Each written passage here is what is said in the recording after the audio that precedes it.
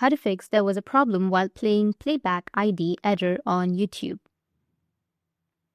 So if you want to fix there was a problem while playing Playback error ID on YouTube, then what you need to do is first you need to find the YouTube application. After finding your YouTube, tap and hold on to your YouTube and then go with the app info section. Now once you're on the app info, you need to go with storage and cache, and then you need to go with clear cache, which will be on the right side.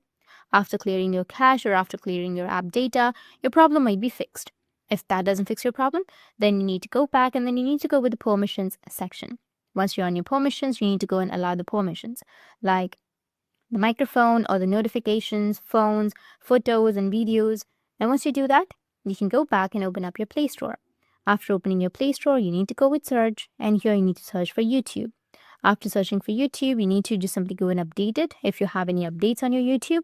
And after updating, just go and restart your device and it will fix your problem. That's how you can fix there was a problem with Playback ID error on your YouTube.